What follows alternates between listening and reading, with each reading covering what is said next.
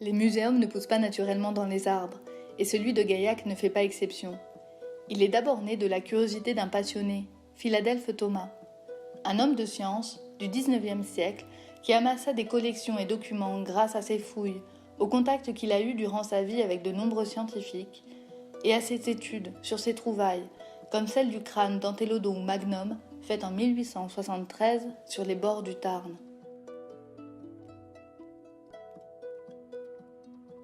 C'est en 1896 que le muséum de Gaillac ouvrit ses portes à l'aide d'un premier conservateur nommé Henri Miechmarck. Dès lors, n'importe qui put déambuler autour des collections, dans de vastes pièces, face à de grandes vitrines murales rappelant l'esprit encyclopédique qui était propre à l'époque. Car n'est-ce pas un but noble que de partager des connaissances avec des curieux ?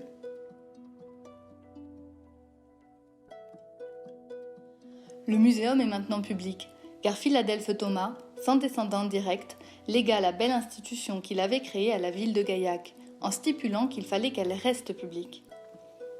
La ville en devint donc propriétaire après son décès en 1912 et fit en sorte de conserver et de compléter ce legs. Aujourd'hui encore, chaque visiteur peut voyager dans le temps en visitant ces salles d'exception.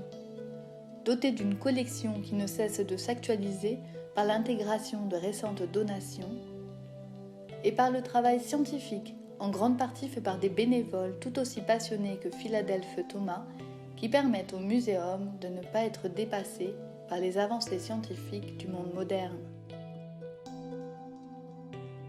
Et c'est en 2018 que de nouvelles réserves ont vu le jour pour compenser l'afflux sans cesse de nouvelles pièces.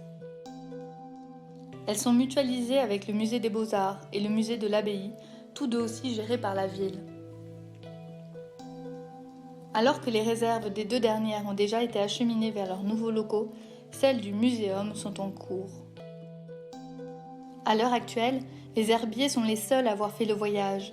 Certains ont été conditionnés et les planches ont été restaurées pour assurer une meilleure conservation. Lorsque les inventaires seront finalisés, le reste des collections rejoindra les herbiers.